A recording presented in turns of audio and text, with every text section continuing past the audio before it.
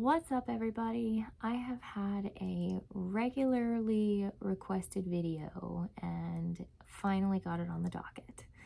And the subject is how certain foods can trigger anxiety and make it worse. And I've also been asked what a typical day looks like in the way of what my daughter and I eat. So here I am to show you and explain to you what it's all about.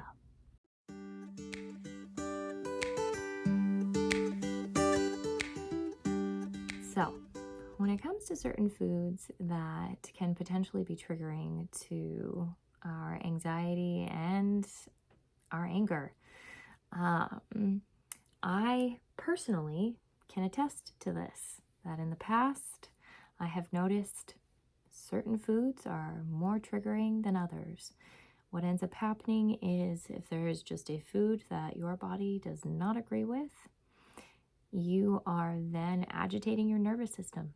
And when our nervous system is agitated, as we know from external sources, it can trigger anxiety and anger, and you kind of go down a little bit of a messy road sometimes. But those certain foods vary for everybody.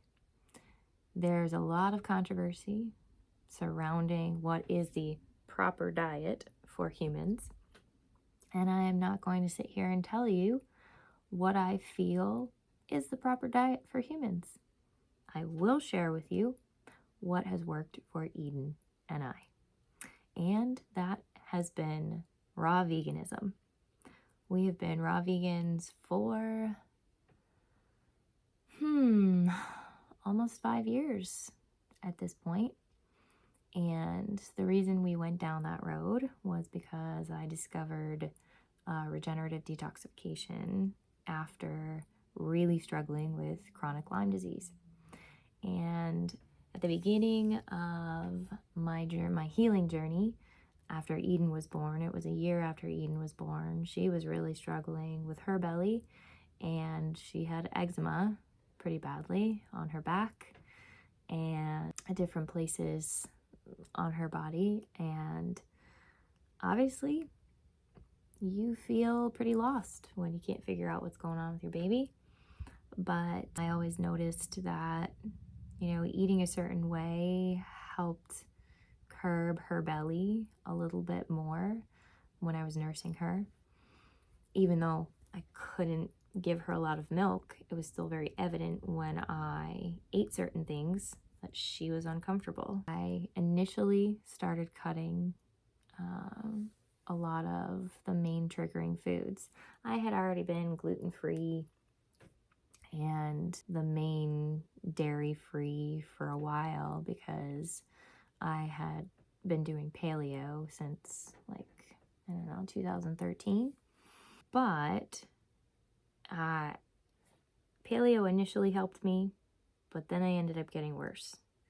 And what I can tell you is now I 100% realize that it had more so to do with my mentality than the food in and of itself. Now, it's not to say that I don't believe that raw veganism, I feel, is, now don't kill me for this, personally superior, because when we're eating live food, like those really fresh, hydrating fruits and vegetables, you are getting cellular hydration. You're not killing any of those living enzymes within the food. And when you actually measure food energetically using angstroms, fresh fruits and vegetables are the highest, especially homegrown. So you're getting loads of energy from that food. When we kill our food by, actually killing it and then killing it even more on the stove or in the oven, those angstroms just go down. That's just the science of it. And so we're not gaining as much of that energy from that. But I still dabble in cooked foods here and there because I've let go of the dogma of being a raw vegan. And initially, whenever I used to try that, my body would fully reject it, hated it, stomach would go crazy. So would my mood, because the gut is tied to the brain. And they absolutely know that now. There's plenty of studies and science behind that gut brain connection. When our gut is being fed the food that is optimal for it, our brain is going to be clear and happier and not feel so weighed down.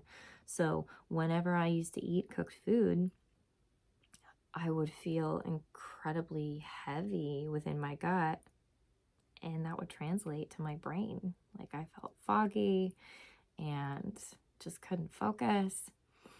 And I'm grateful that with a lot of gut healing and a lot of mind work, I am now able to eat some more cooked foods and not feel so way down and triggered emotionally.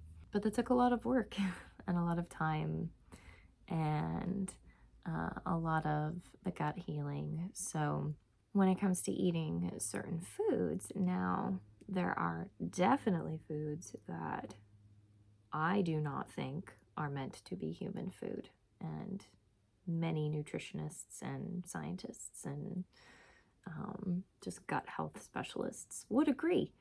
And that is obviously things like fast food and things that have loads of additives and chemicals in them that are all neurotoxins. I mean, they go into your body. They then sit in the gut and in your tissues, and they accumulate within your cells.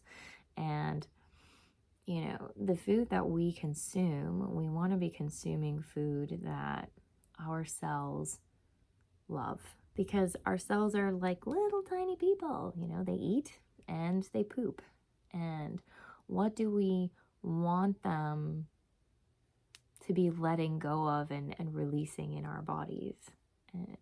We want the good stuff. We don't want to be inundating our nervous system with toxicity.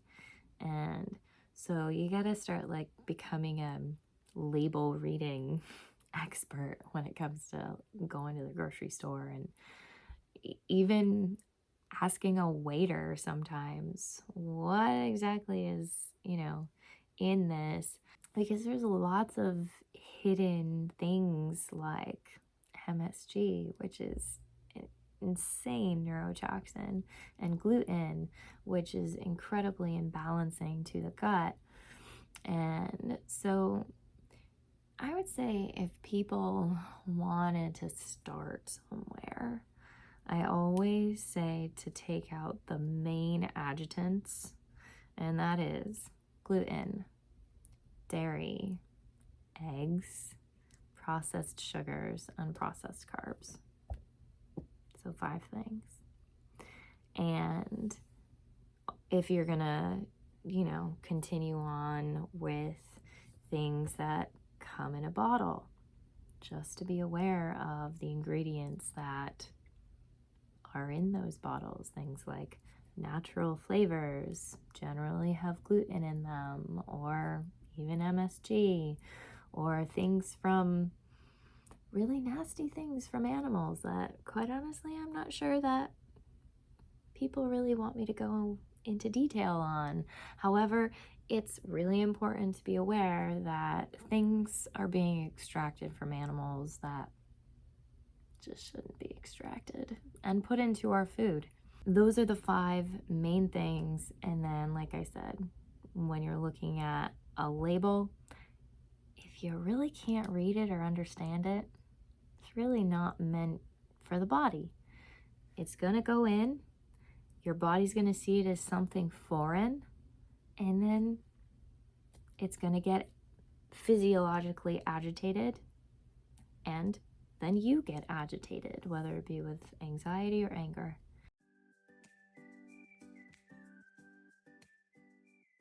And sometimes there are some seemingly natural foods as well that can be agitants and irritants. There are certainly plants out there that have a tendency to agitate people.